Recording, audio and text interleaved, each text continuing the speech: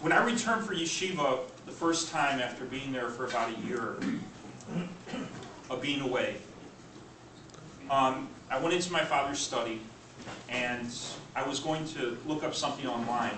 And in those days, online service meant that there was a service like a Prodigy or CompuServe. And my parents had Prodigy. And my father told me to get online, I had to use a password.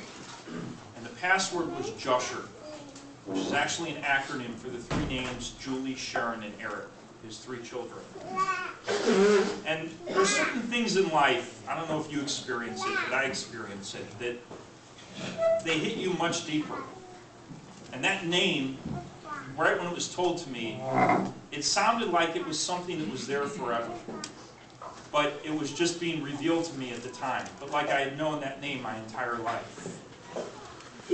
And after my father became sick and he passed on, I reflected on that name.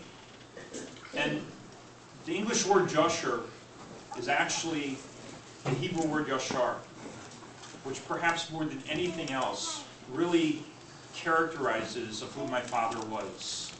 He was a person that was upright, was straight, was Yashar. He was a truthful person. But that wasn't all.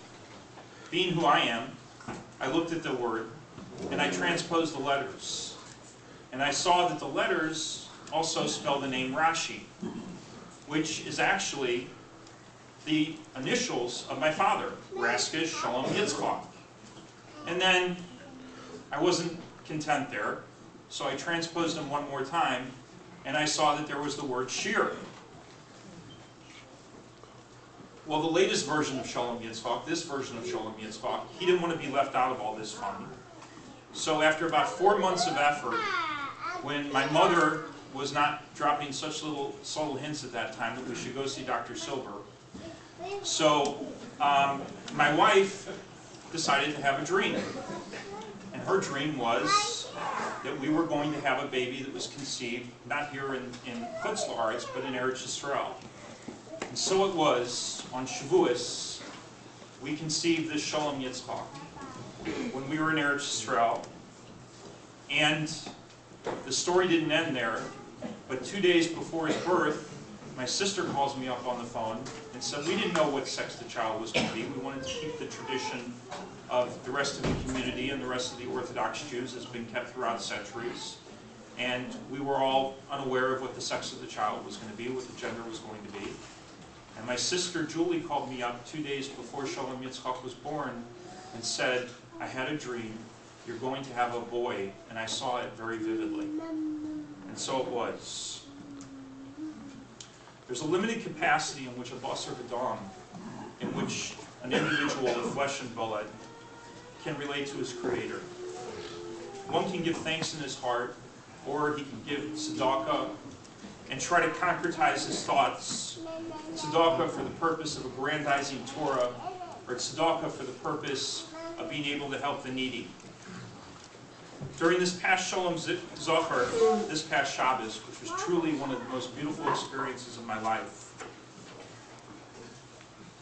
I set my heart on dedicating myself to thanking my Creator for what He had done for me.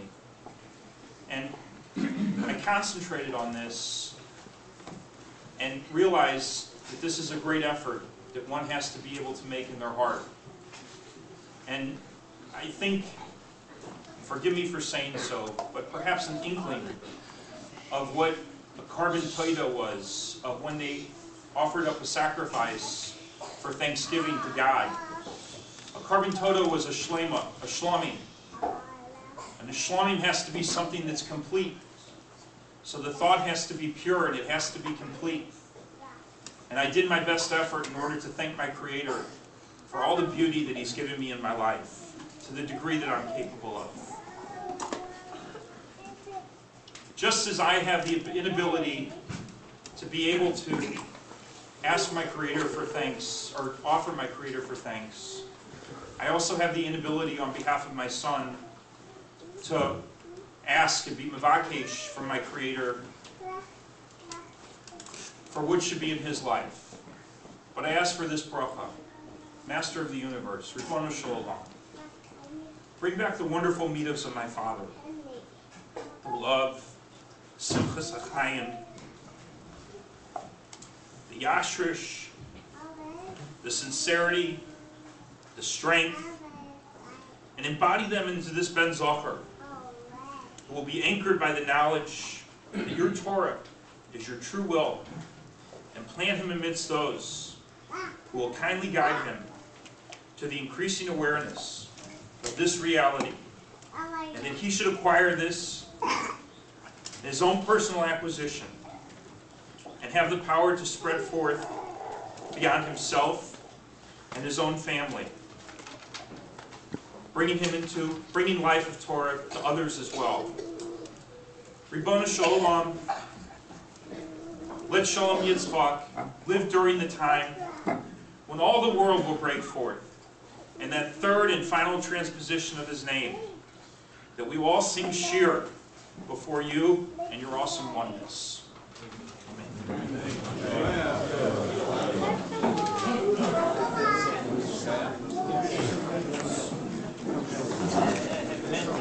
Amen.